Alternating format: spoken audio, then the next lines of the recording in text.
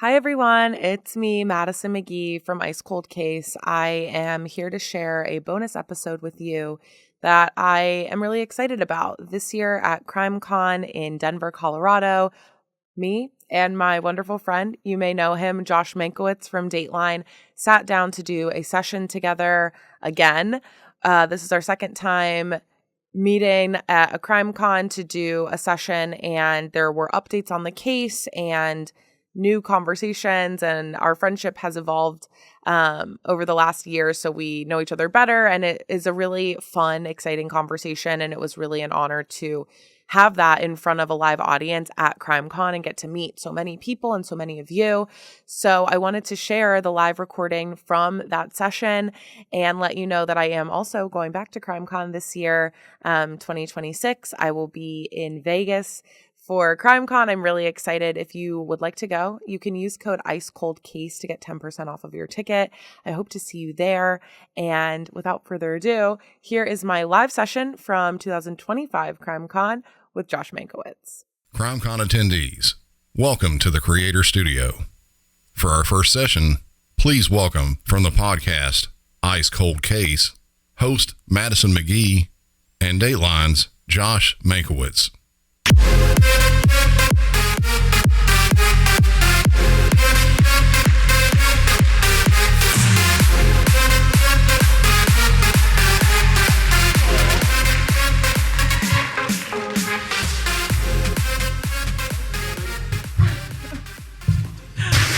Thanks. Oh, it's always so jarring to hear your own voice. Don't you feel that way? Yes. Yes. Well, I've always hated my voice, which is weird because that seems to have helped me in recent years, but I've still always hated it. People cannot hear me. How about that? There we go. Perfect. Good. Perfect. Thank you. We can hear us. So, hi everybody, I'm Josh Mankiewicz, and I'm here with Madison. Now, Madison and I met at a podcast event 3 years ago, something like that. I think so. And before that, I was unaware of Madison and her podcast. And for those of you who have not yet listened to Ice Cold Case, first of all, listen to Ice Cold Case. Second, it's about something that you see a lot in the podcast and true crime world, which is somebody trying to solve a murder. What's different is that the murder Madison is trying to solve is her father's murder, which happened back in 2002. And so the podcast is sort of, it's not just the story of the investigation into that murder and of the sort of official investigation that, sort of in fits and starts, worked and didn't work and happened and didn't happen, but it's also kind of her personal journey. And so after I met her and then when I listened to Ice Cold Case, I realized that at some point, Madison was probably gonna be on Dateline. So my friendship with her is completely an ulterior motive. Because eventually this will be on your television screen. So let me ask you, first of all, does it bother you that I'm only thinking of myself here? And second, bring us up to date. Yeah, well, I mean, I could say the same. You get a card from Josh Mankiewicz going, text me. And you're like, okay, sure. Right. I'm going to be on Dateline, which, by the way, still hasn't happened. So I feel like now at this point we are just friends because I'm never going to be on Dateline. Never say never. I sort of want Ice Cold Case to get to the end. Yeah. Whatever that is. And maybe that's somebody arrested. Maybe that's just we know who it is. Maybe it's the person who did it is no longer alive or is incarcerated already on some other charge. But I want to get to the end and then I'll sell everybody on it. Yeah, so we're not there yet. You asked for an update. We're not at the end. But it feels like there's a lot of closure on the horizon. I'm definitely feeling a lot more settled with what's going on. Just, does anyone know my podcast or was here last year? Some of you. Okay. Actually, this is a fun game. How many of you know who I am? And how many of you know who Josh is? But I don't want to bore you with like the details of the case if you already know about it. But essentially, my dad, John Cornelius McGhee, was shot and killed in his house in 2002 on July 11th in the morning. They kicked in the door, shot him, and they left. And there's a lot of greater context there. And I have a podcast about it you can listen to. But that's sort of the gist. It's unsolved. My dad has history with drugs, and he was a confidential informant, and there's a lot of kind of stuff going on there. But it was unsolved for a really long time, and I got access to the case files and then started looking into it and thought, this is all so complicated and very weird, but the handling of it is also weird, and there's just a lot of, every point to a Dateline story in here. Exactly. From the beginning, this story had everything that certainly that we look for, and I think a lot of people look for in any kind of dramatic storytelling, which is, first of all, you can't tell why he was killed. Was he killed because he was in the drug trade? Was he killed because he was a police informant? Was he killed because he was about to give testimony in a child custody case, which was very hotly contested by other members of your family? And why Josh thinks it all happened. In Dateline land, that would be the reason, yeah. Right? But that may not be the real reason. I think you've actually, since Ice Cold Case began, I think you've actually leaned more away from that reason and toward the other two. Yeah, it's crazy when you open up a case, and in TV world, it's great because you're like, okay, there's like all of these different avenues to explore, and you can kind of go through a fun listening experience because was it this? No, it wasn't this. Was it this? But what I was running into is it could literally be any of these, and there wasn't anything that sort of proved any of them wrong. I couldn't find something that was like, okay, it definitely wasn't this custody battle. It definitely wasn't this, retaliation plot. It could still be any of them. And it made it really complicated when you're looking at it to go, okay, so where do I go from here? And then you just sort of have to start looking at one or the other and try to figure it out. But the more I went down the investigation road, the less likely it was that it was this custody battle, only because everything else just seemed like such a bigger motive, whether it was financial gain or, whatever. People who believe that he had drugs and money in the house, maybe. Yeah. Right. Okay, let me ask you this. Let's say that your dad was not in the drug trade and was not a police informant, therefore. Let's say that he was only somebody who was involved in a custody fight, and he wasn't involved in the fight. He was going to be a witness in that. But let's say he was a real estate agent. Would police have investigated it differently? Oh, 1,000%. I mean, that just seems inescapable. It's really crazy to look at how mishandled this case was. And it's one thing to say, okay, small town. I mean, this was Belmont County, Ohio. So Bridgeport is the technical town, really small, like 3,000 people live there. So you could say, okay, they don't have a ton of resources, they don't have a ton of money, they're not doing the right testing, or they don't have the right protocols because maybe they lacked the training. But at the same time, within that year, there was a double homicide in another home where white people lived. And they taped off the house for over a year and wouldn't let anyone in or out. When my sister, who was in the house at the time of my dad's murder, went to give her statement at the police station, by the time she got home, there were people running in and out of my dad's house, family members grabbing like jewelry, people scrubbing the floor, like my family members like scrubbing the floor, where it's like, okay, well, that could have been evidence. And the police just didn't tape it off. They didn't really do a lot. And I think that sort of speaks to what they call misdemeanor murders in detective world, where people who are criminals get killed. Public service homicide. Yeah. Is what you hear sometimes. Yeah. So it just doesn't matter as much as it would if it was, your local nurse or real estate agent. Well, you're just not, you don't have a criminal record. I mean, it makes it you can make anyone look really good, I've learned through Dateline. I can. You can make anybody look really good. I mean, I think about if my high school bully got murdered, right? And I hate that girl. I don't want her to die. But if she got murdered, there'd be a ton of people talking about how amazing she was. And I'd be like, that girl ruined my life. It's like, she's not that great. She doesn't deserve to be killed, but you're going to make her look amazing. Someone like my dad, something happens to him and the story becomes very different. And the way you tell that story becomes very different because of his background. So one of the things that people who know of Madison and her story already know, but this is in some ways this was sort of the hook for me, was that you didn't know that he'd been murdered for a really long time. You just knew that he had died, and the official story was that he had died of natural causes. Yeah, my family told me that my dad died of a heart attack when I was 6.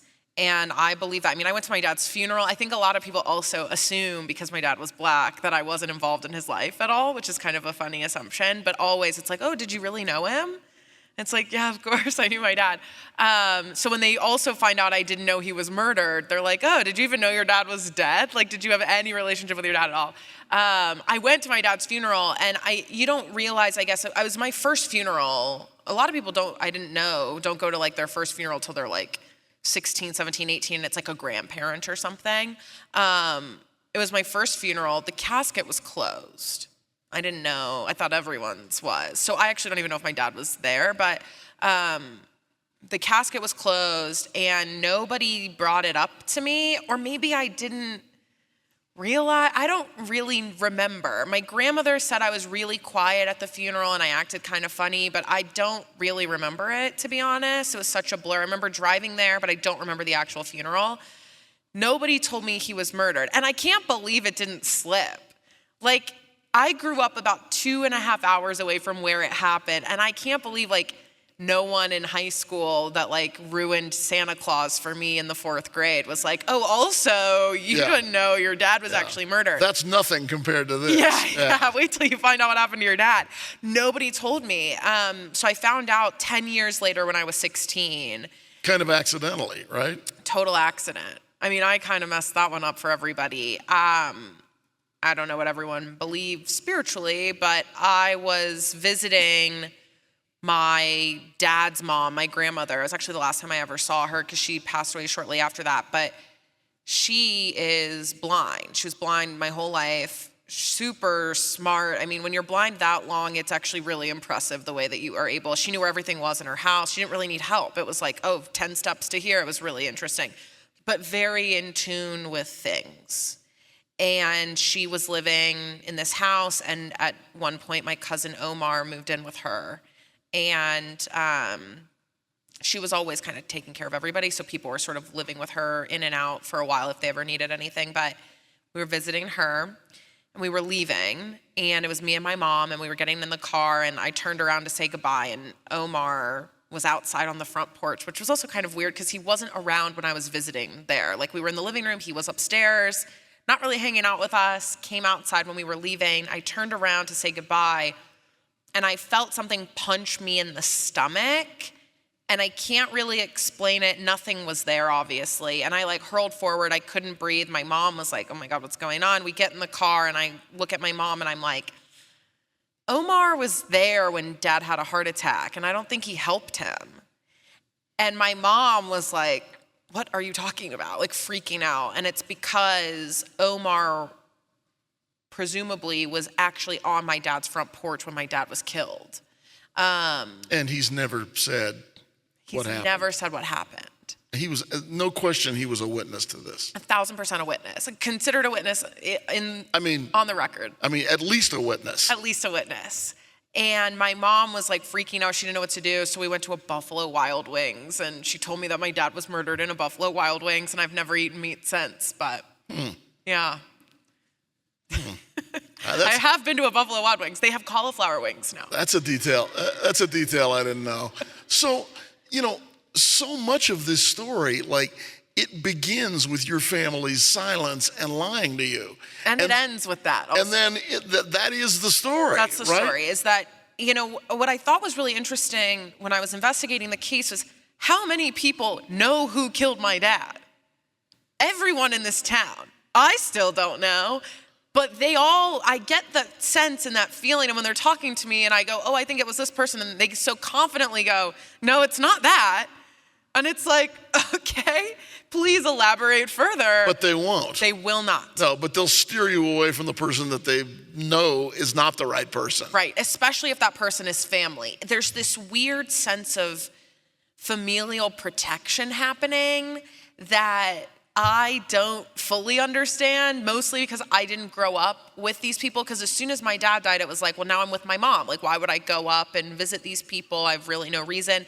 I think there was a bit of contention between my mom and the rest of the family because my mom, it seems like, was calling the police trying to kind of figure out what happened, but wasn't as involved in like going up there and checking in and whatever. And I think there's some animosity there because of that. Like, well, where were you? Why didn't you come up? If you were calling, why weren't you doing enough? But then it's weird because my family will go, well, the police isn't doing enough and they're not doing stuff. And it's like, but you all know what happened. It's a really weird, I've never experienced anything like this before. I mean, do you get the feeling that if you say, I figured it out, it was so-and-so, that they'll finally, if you're right, they'll say, well, okay, now you've got it. That's right. I don't know. I mean, I've been really cautious, I think, because the show grew in popularity and sort of this, like, the journalistic ethics kick in, I guess, once you hit a certain number of followers where you really can't say just anything, that I get a little weary of going to them and being like, well, it was this person. Because then it's like, oh, what if I am wrong? I don't know. I always get a little weary. I was pretty confident there was a guy who I still think was involved. And I'm hesitant to say pulled the trigger because I think there were 4 people there. But you do make, and while you don't have to say who it is now, you do make that very clear in the podcast. Yeah. I think this guy was there, and I think what really solidified it for me was, also talking to you about this, but when he reached out to me to talk, you kind of go, you're either guilty and you feel weird about it, or you really want me to not think it's you. Right, or you're just unbelievably brazen that you think, I can steer Madison away from me. Right, I'll make you think it's not me, and it was definitely some deterrent factor. I don't think he was like trying to meet up with me so that I left going, you killed my dad, great, thanks. I think he really wanted me to not think it was him. And for a while, that worked. I think that at the beginning, after you spoke with the guy that you thought was the prime suspect for a long time, you didn't think it was him for a while. Because we had a couple of conversations in which you said, I sat down with him and I talked with him and I believed him and I was wrong. It wasn't him. It's and then so the next hard. time I talked to you, which was a couple of months later, you were like, no, I've changed my mind. I think it's him again. Yeah, that happened. I think it's weird when you think like, and I know it's hard because we try to psychoanalyze criminals as if they're like us, and they're clearly not. Last night, actually, in this hotel room, it's like funny, I'm at CrimeCon. I never watch true crime documentaries. I'm like in the hotel, and I watched the catfishing high school story, right? And I don't know if anyone's seen that, but it's the mom, sorry. And you are listening to this woman talk, and you're like, oh, she's so not, like there's obviously something going on there. But when you're rationalizing it at the beginning of watching it, you go, oh, it couldn't be her because, like, I wouldn't do that if it were my daughter. It's like, right. But you can't put logic in the minds of these people. Right. Well, you want to impute sort of your own logic and your own ethics. Yeah, and they're not like, abiding by that. Like, what would I do if I were desperate? Well, okay, that's not what they would do if they were desperate because they've lived years being desperate like that. Right, and their rules of logic are not the same. And I've learned that also because I'm dealing with, I grew up in West Virginia, a little bit whiter, and now I live in LA, which is like, you can tell by the way I talk. I'm dealing with like some pretty intense gang, drug, cartel related criminal schemes. So also the rules there are wildly different than anything I've experienced before. Because the people that were involved with your father back then, like, continued in that line of work. Oh yeah, I mean they're affiliated with like Sinaloa. I mean they're like, right. They're big drug dealing criminals, career criminals. This is their job. They're in and out of prison. They get out, they are right back in it, and they know they're so connected, and it's like a weird world. Well, and they understand the criminal justice system and what police do. Better than probably almost anyone in this room. And what police don't do. And I mean, they are at least as knowledgeable, if not more so, than you and I about what's going on in that relationship. 100%. Well, and they see it. You know, when you're behind bars, especially in federal prison, you get a sense of how it all works in ways that, like, unless we were locked up, we really wouldn't know. I mean, you're talking to people who have cut deals, gotten deals, been offered deals. And so you build up this knowledge that's like you couldn't learn in school. Right. So I'm sitting across the table from someone who has been in and out of prison and has gotten out of it. He had just been released because he appealed a 7-year drug charge and won. So he's already kind of like working the system and knowing how to get out of things. And now I'm sitting across the table from him, applying my sense of logic and ethics to his 3-hour conversation. Why do you think they're talking with you at all? Why don't they just freeze you out? I think, well, and I thought, when I met with this guy, there was just a part of me that went, this is so different than, you know, a Ted Bundy or a serial killer who's like demented and like really like just out on a killing spree. These are people who like worked with my dad, knew his family, have families of their own. They're from this small town. Maybe he really didn't do it and he wants me to figure out who did because, you know, there's this bond of, you know, I don't know, there's this weird, we were in it together. Him and my dad knew each other and worked together, and, you know, maybe he heard the podcast and heard it in my voice and really wanted to help me, and that was obviously not true. I think you're applying your own ethics and your own logic here. But that was like what I was kind of thinking, and I don't know why they want to talk to me. I have felt wildly underestimated this entire time. I still do. By the police, my family, sometimes myself, news outlets who won't let me be on their TV programs. That's very, that was very mean. But I think maybe there was this sense of, oh, we'll talk to her because we can. She's not going to do anything. There's nothing she could get on us. And I think there was this bit of like underestimating me that made them feel, you know, it's like when a kid touches the stove. It's like, well, I'm not going to die. I might burn my hand a little bit, but it's not going to kill me. And you want to feel how hot it is. And it's like, maybe she's not going to get me for this. I could go talk to her. And I think there was probably a sense of like, how close can I get? Because he reached out to me on December 13th of 2023, which was right after he was released, after appealing this drug charge. And he had heard the podcast in prison. So people in the prison system had been passing it around. His name is in it. And so they were like, oh man, I think this girl is talking about you. And he said he listened all the way through twice. And his mom listened too. And then he talked with you. And then he reached out to me on Facebook.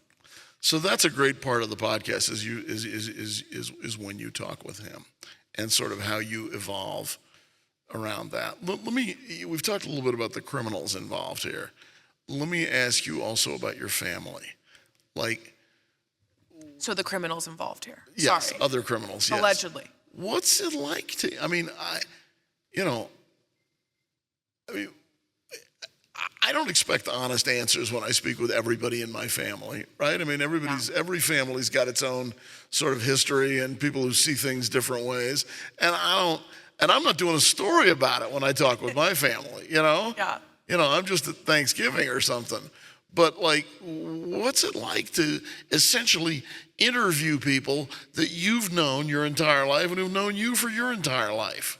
It's weird. A lot of them I haven't known my entire life. Some of them, yes.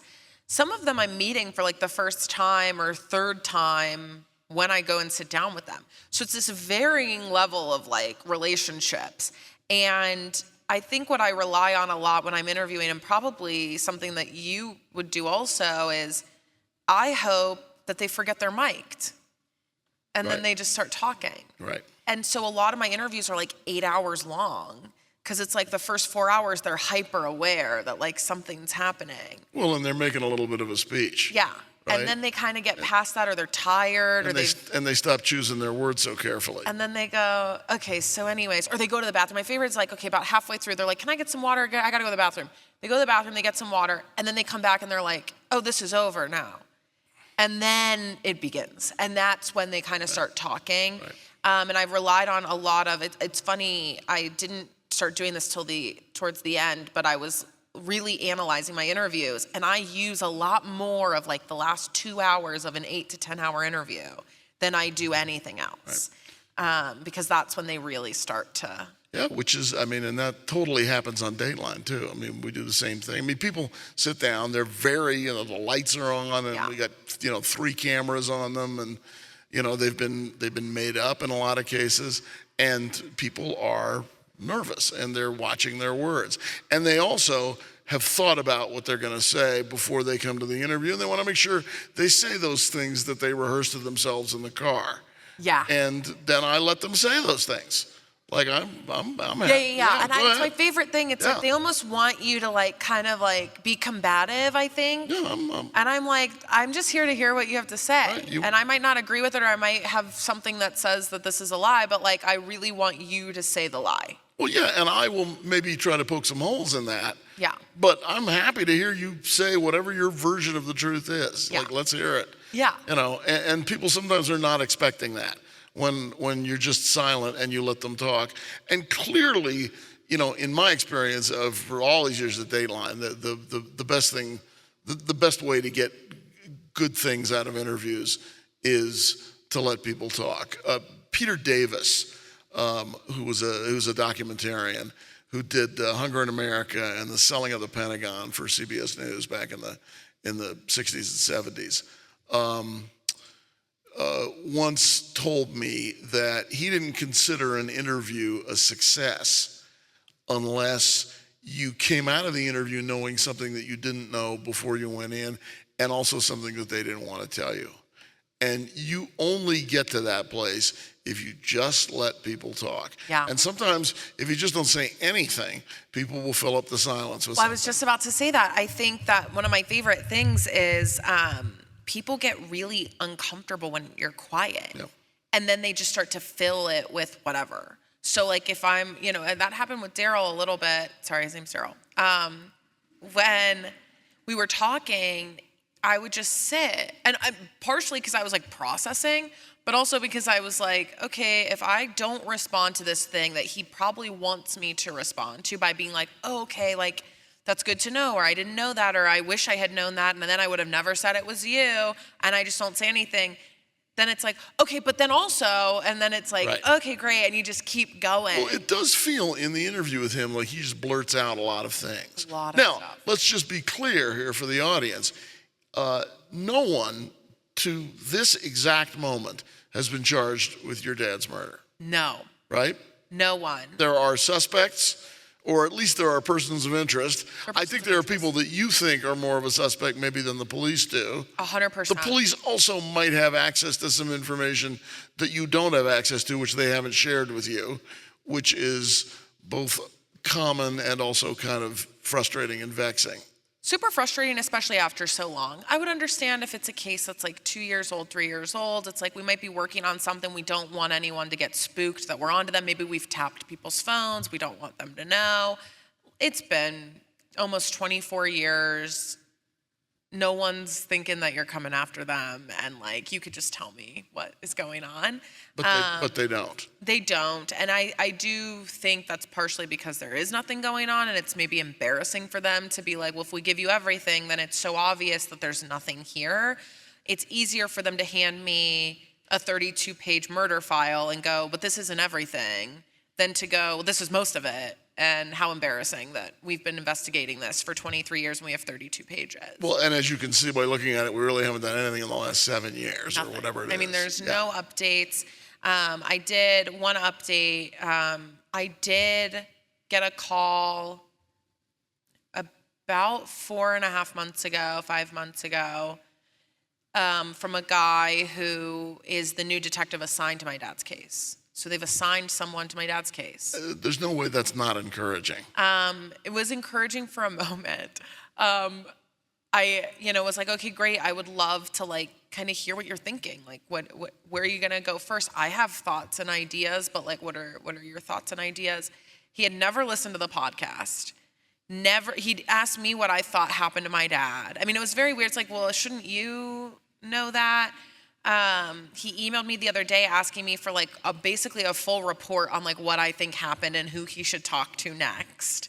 So it's just really funny because it's oh, I was gonna ask you that. So that's weird. It felt like the Spider-Man meme where it's who is who in this situation? Well, right, but I mean, they're supposed to be doing the investigating and not you, but you're only doing this because they haven't gotten a result. So I sent him a ton of stuff, but he was asking me who he should talk to, and it was kind of encouraging because I was like, well, Daryl Smith is in prison now. He was locked up again for a pretty big drug trafficking scheme after I talked to him.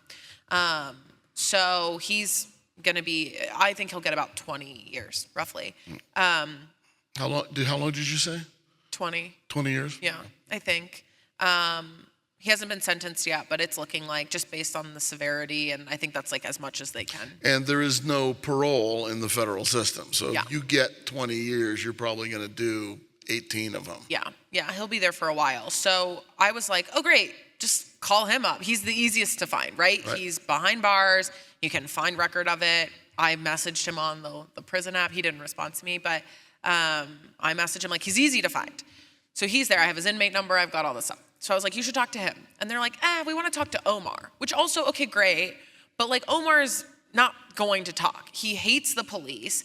His story changes all the time. He seems like the least likely person to give you anything at all. And it was funny to me that that's the guy you want to start with. Well, can we break down just a little bit all the different stories Omar's told? Yeah, sure.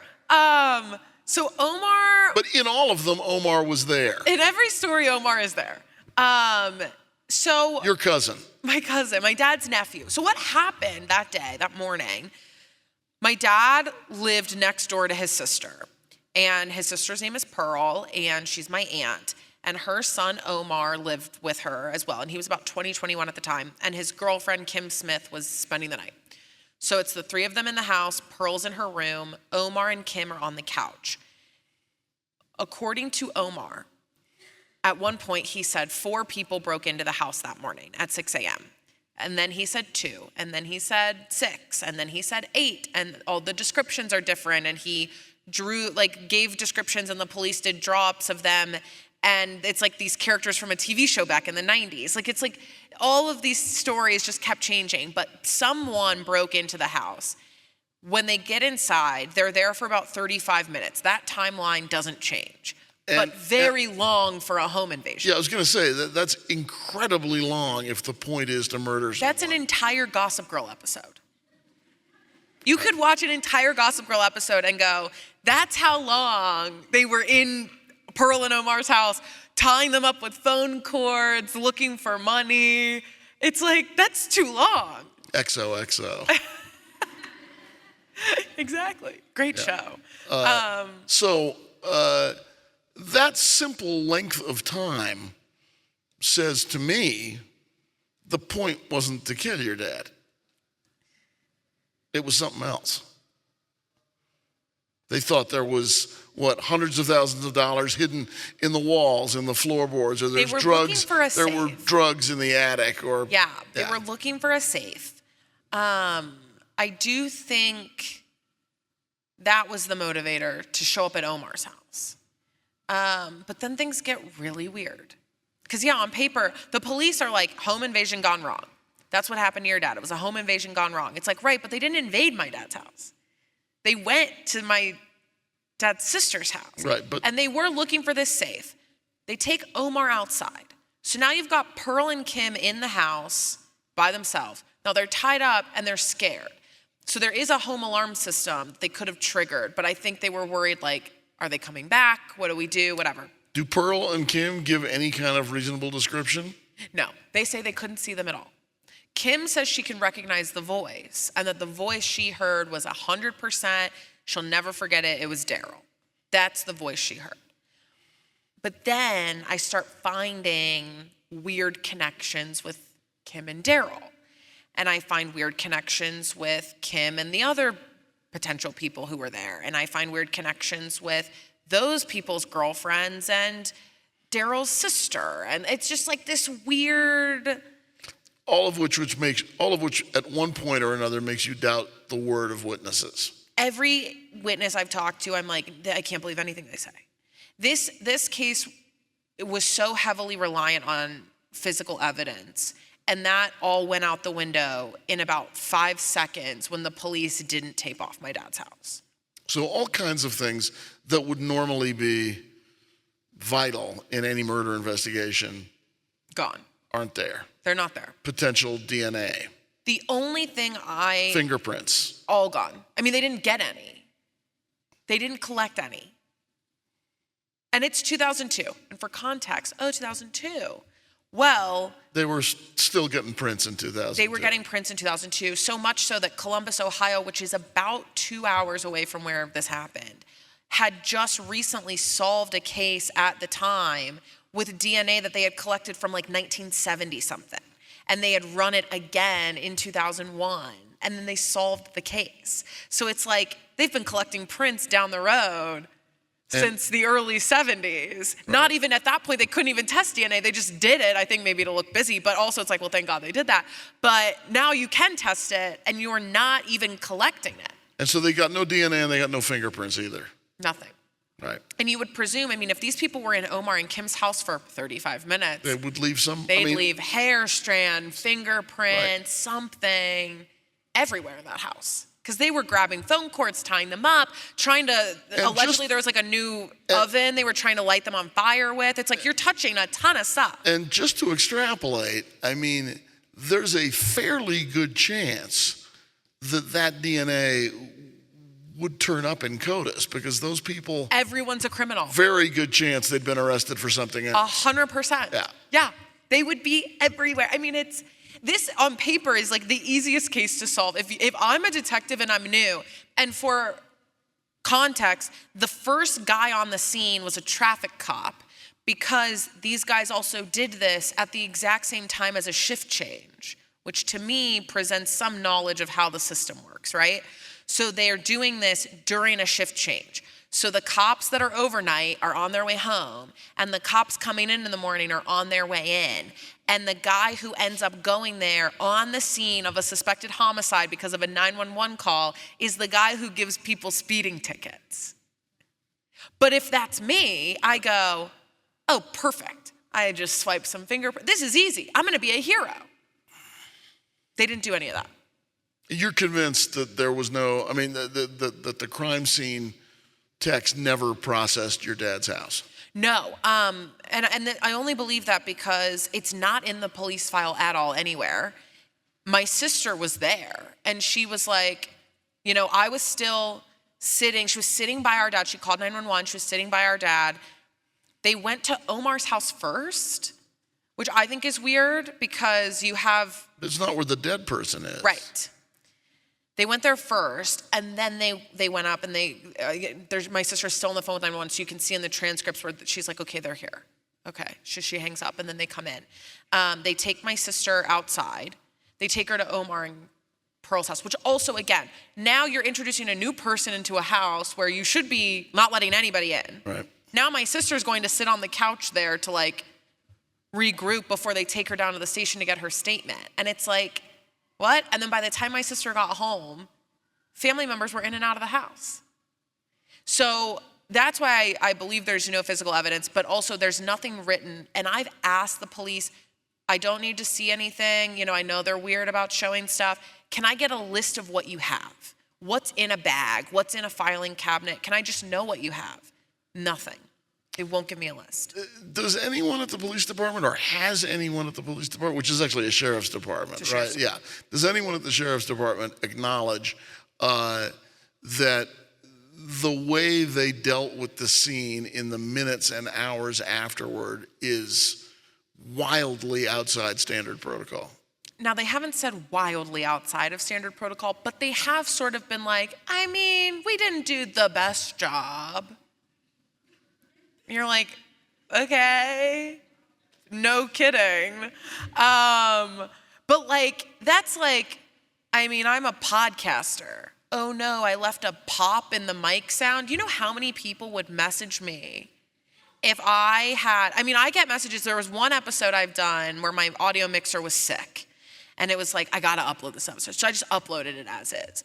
I still get messages. This episode sounds so bad, blah, blah, blah, blah, blah. Imagine if like people did that to the police. Hey, you didn't do such a good job. They would riot. They'd be like, oh, no one appreciates us. And it's crazy. But it's like, yeah, you kind of botched this one. And they won't really take responsibility. But there is no responsibility to take because there is no accountability for that. Well, and it's not the same people either. There's one guy who's still there. The guy, the traffic cop, the aforementioned traffic cop, Detective Duvall, he's a detective now. He was the guy who was on the scene at the time, who drove up and was there. Now, he still works there. What I would want in Dateline, I don't always get everything I want, but what I would want is that he was the first guy there, and then he became a detective, and he's taken on this case, and he's never going to let it go because he's like a dog. That's what he told me. He's like a dog with a bone, yeah, right? That's what he told me. And he's going to solve this personally because he was there, and he feels a debt to you, but that may be more... I mean, that's what he said. I have audio of him being like, you know, I'm getting close to retirement, and like, I don't want to retire until I solve this case. I love it. And I'm like, that's a great line. I love it when they talk that way. Like cut to like me at his retirement party, and it's not solved. I show up, I'm like, hey. So is the case solved? Yeah.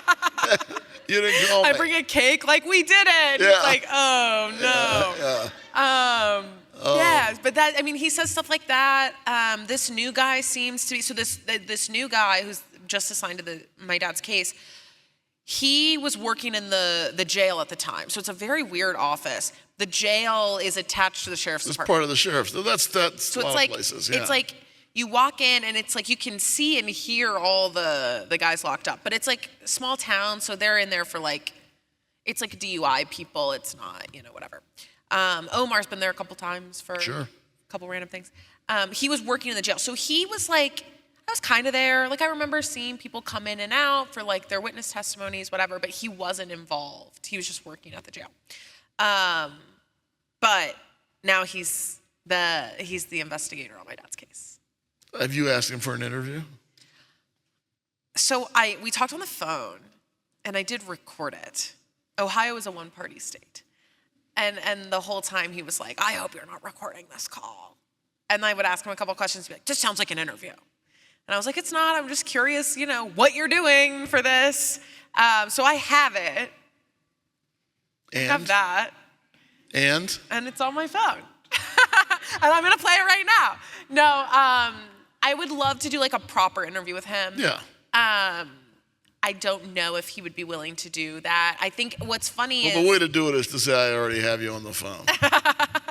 Well, I think they all are kind of like this. In the beginning, they were also willing to talk to me, which I thought was weird. I was like, oh, wow, like the sheriff's department's letting me talk to them. I have actually a beautiful chef's kiss interview bite with Detective Duvall, who was the guy on the scene at the time. My phone is like in a cup on his desk because I didn't have any gear or anything at the time.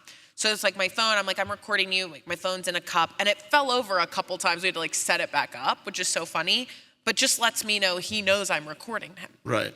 And at one point he was so weird when we were walking to the back of his office. I was like, oh, do you mind if I record our conversation? He said, oh, that's fine, my body cam is on.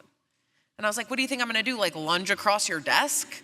Like what's going, like your body cam isn't on when you're out in the field.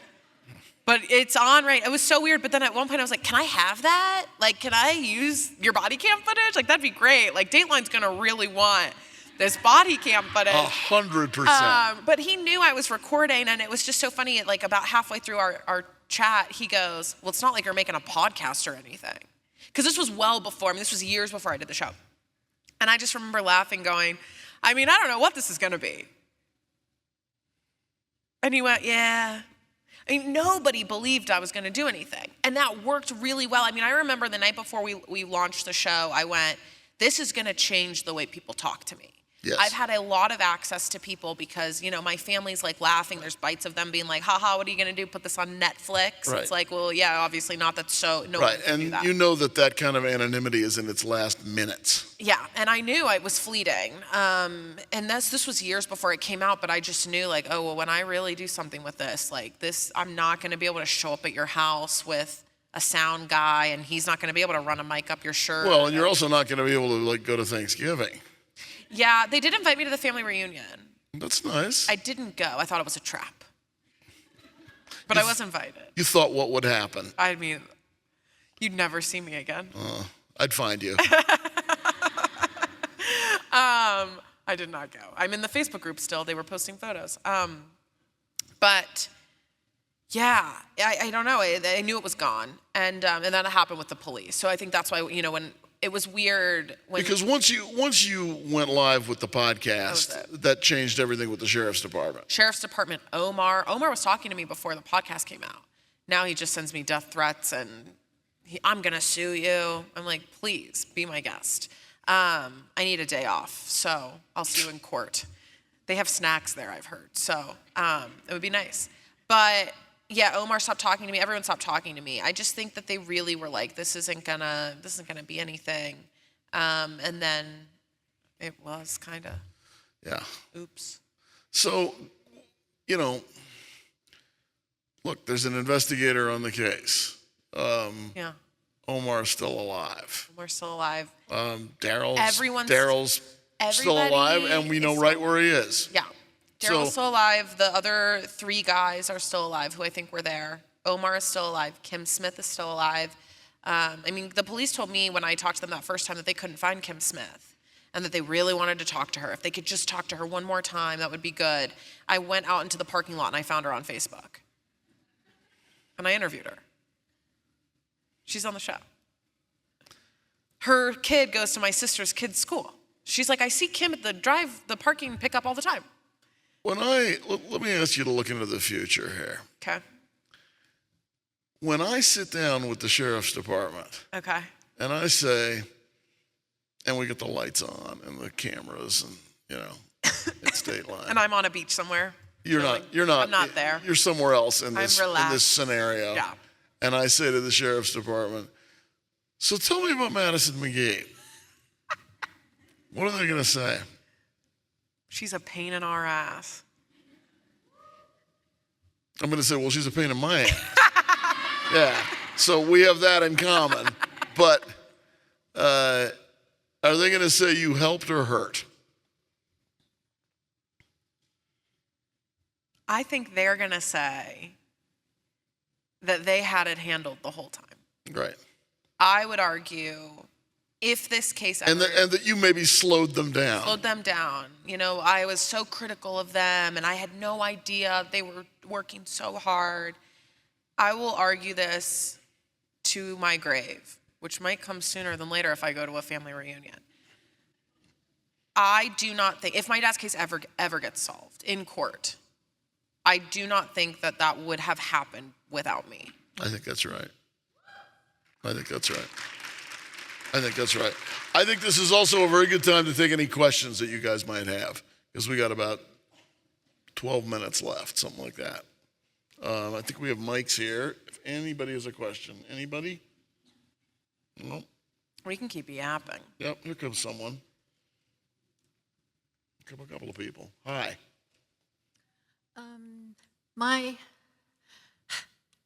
My dad's case, he went missing and then his remains were identified years later. How were you able to get case files? Because usually if a case is still open, they don't give them to you. Because I'm trying to work on it myself. Yeah, so I called and asked. It's so funny. People have asked me about filing Freedom of Information Acts. I've never done one before. I know that's a route. I don't know if you've tried that. I did that for the missing person report. I called so this is how I got them, just my own experience. I called the sheriff's department and I said, hey, my dad was murdered in 2002. I didn't know about it till I was 16. I just kind of want to know what happened. My family isn't really telling me. Can I get access to these case files? They were like, sure. They have to get redacted because there's sensitive information in there and it's an open case. So we have to ask the prosecutor's office to release them to you. It takes 2 to 3 weeks. I said, okay. 9 months later, I kept calling. They weren't sending them to me. I called the prosecutor's office and I said, hey, they keep giving me the runaround. Is there any way I can have anything at all? And it kind of worked out for me. I called in November. They were having an election. The guy was running unopposed, so he knew he was going to be the new prosecutor. And on election day, when he found out he won, he emailed me the redacted file. So I would say find out, maybe call sheriff, police department, whichever. And if they're like, we have to get approval from so-and-so, I'd call that person. Because that's what I did. I was like, you guys aren't doing it. You're not going to call them. You probably didn't even ask them. They hadn't even heard that I was asking for the case files, the prosecutor's office. So the department that was like, yeah, we were getting approval from them, they never even sent over the request. I'm in the same boat that it's corrupt where he went missing and everything. So I would find out who actually releases those files and call them directly. And explain, like, I'm a family member, and, like, I just am curious. Like, I'm not a journalist. That will probably work in your favor. They would also tell me that because I'm not the eldest sibling, that they can't talk to me. It happened in California. I've never heard of that. I've never heard of that either. But that's the runaround I've been getting. You have to be the years. oldest child to get Yes. the information? Yes. Well, in my situation, the unaware eldest are the dumbest. Yeah. Sorry, Josh. Yeah, I'm unaware of that. My dad is David V. Neely, and he was in Missing in America on NBC. Yep, he was. So Wow, well, I'm so sorry. Yep. Yeah, I would say maybe if there's a way to kind of work around them. I think that's also why the sheriff's department hates my guts. yeah, they don't like me either. Thank you. Then you're doing something right. Thank you. Hi. So I had a question. Like before, like you figured out like your dad was murdered when your mom told you. Did you have like any interest in working like solving a case or anything like that? No, I wanted to be a normal girl. I was like interested in true crime. I mean, the show I watched, Sorry, was America's Most Wanted with my mom. This just gets worse and worse. Growing up, at like a very peculiar age, my mom and I would watch that show. I mean, I was like way too young to be watching anything like that. And I lived in a town in West Virginia where like we still don't lock our doors. So like I remember going to bed being like, oh my God, there's someone in the closet. Like I'm 6. I just watched like the craziest thing at 10:30 p.m. with my mom and like I'm gonna die. But I always was sort of like interested in it, but never, I mean, my aspirations were and still are in film and television. I wanna make movies. That's like why I moved to LA. That's like really what I wanna do.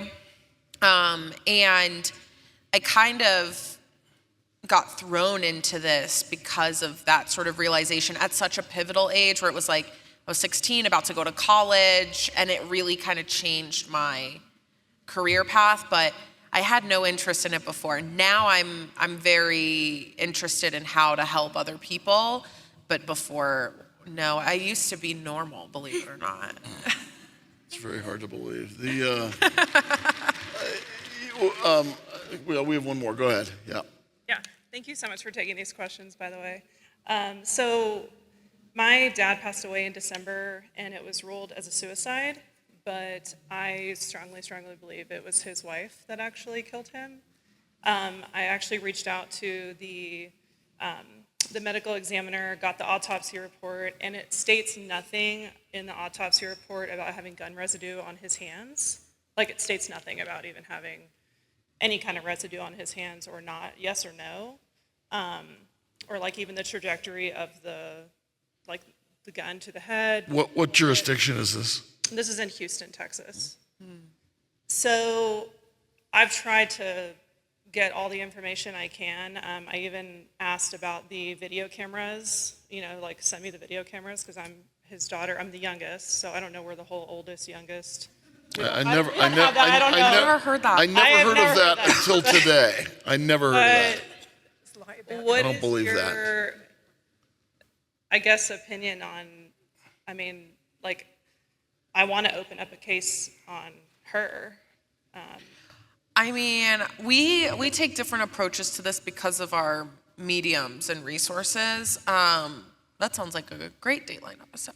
Yeah, I mean, first of all, you've spoken with the medical examiner. Have you spoken with the investigator? You must have. No, I have not. They have not returned any of my phone calls, information, anything. And Well, you have to keep at them, obviously. You might have to show up. That might. Showing up, trust me, but yeah, I'll show up. Yeah, I think You might have to go. You get kind of mixed reviews from family members because there is this weird line you have to ride that I crossed before I knew the line existed, where you kind of have to work with them, right? And you can be critical of them, but you need them. And you need to strike some sort of balance between, slaps on the back and blows to the head, because you don't want to antagonize them so much that they don't want to speak with you. On the other hand, you have to make it clear that not engaging with you isn't an option. And if they've already ruled that this is a suicide, then they can't claim anymore that this is an open case and therefore they can't discuss it with you. If it's been solved, it's been solved. And then you could say to them, You could FOIA that. yeah, I don't believe that. You have to explain to me why you think that is. And also, by the way, when you do have that conversation with police, as difficult as it's going to be, try to keep an open mind about the possibility that maybe you're wrong and they're right. Oh, absolutely. My fiance committed suicide 3 years ago, and I found him, and I was in jail for it, and it was a whole thing too. So I've been through stuff like this, but it's my dad, and there's nothing in the autopsy report that really backs, if that makes sense. So Yeah, I just think curious. finding that balance between putting pressure on them and being annoying without being too annoying, and I don't even know where that line is because, like I said, I am so far beyond that Right. that's a nightmare. But it is a nightmare for me. Getting them to call me back or do anything now is pulling teeth, and it's really difficult. And if I could go back and revamp my relationship with them, because also especially in this, it's if you wanted anyone convicted. It's one thing to solve it, right? And know, okay, I can go to bed at night and I know what happened. It's a whole other thing to go through the process and the system. And if you do that, you need those people. Right. And even if they're assholes and they're bad at their job, you need them. And finding a way to kind of be let's work together on this. And it takes a lot of, but find that balance, but be annoying enough that they're okay, here, take this. Here, we'll send you this. We'll email you this. I think that would be your sweet spot to get the information you want. Because really, if they're not going to do anything anyways, once you have the information, that's what I did. I took it and I ran, right? And then it's you guys suck, and I'll say it in my podcast. No one's going to get me. I have a lawyer. But you got to get all that info first. So. Thank you so much. The other thing I think you might want to think about is find some other pathologist to look at that medical examiner's report, Sure. which maybe you've already thought of, but Will do. see what somebody else who's done that kind of work sees in that, because they might see some things that you don't see that would be helpful. Thank you so much. Yeah. Thank you. What else? What do you think's next for you after this? Hopefully I'm winning an Oscar for Best Motion Picture. Sure. Yeah. And it has nothing to do with crime. Although every movie I've written in the last 3 years has been a psychological thriller. It's so brutal. I'm can I think of anything funny? What's going on with me? I used to be funny. You're still funny. Thank you. The psych thrillers have comedic nods, but they're not, they're psych thrillers. It's like I'm really literally writing about like crime. Like I made up crime, but I'm like, this would be so interesting. Then I write it out and I'm like, this is crime. This sucks. I can't get away from it. But I don't know. I mean, I want to make a movie in the next like year and a half. I'll probably make my first feature, and keep doing this. I mean, I have this like annoying curiosity now in this world that I can't get rid of, and I want to help people because I hear from people. I mean, even just these few people, it's like I hear from people a lot, and it's like, I gotta do something about this. Like I can't sleep unless I do something. So I asked you this. I asked you this a year ago when we were here. But are you going to be okay with the idea that maybe you know what happened, but no one ever gets charged? Yeah. I think I'm older now. I'm 30 now. I just turned 30. And when I started this publicly, I was 26. When I started investigating it, I was 23. And I think that the idea... When you were born, I was already at Dateline. Yes, we talk about this all the time. His anniversary at Dateline is the year I was born. Two things born at once. That's right. But yeah, I mean, I think my idea when I was 23, I knew you were going to make me cry. We only have a minute left. It's so crazy. Yes. When I was 23, I thought like my whole idea of this was so different and warped. And I thought I'll solve this within a year and we're going to go to trial and I'm going to be a documentary series. I'm going to be on Dateline. And then I get to live the rest of my life and it's done and it's over. And now I'm 30 and I'm like, I feel more confused by the case and more confused about what I think justice is and what that means. And I've seen sort of firsthand now the flaws in the system, and all of it is just so different than when you don't know anything at all. And I think now I will feel relieved to just know. And even if that's it, I think that would be enough for me to just like go back to living my life. I feel like I lost like such a deep part of like, I was in my 20s living in LA and I did not feel like that, you know? So now I feel like an old hag. But yeah, I'm excited to go back to like living my life and doing what I really want to be doing, which is, sorry, not this. I know. Ice Cold Case is the podcast, Madison McGhee. Thank you all. Thank you, everyone. Oh, man. I knew it. I thought I got away with it.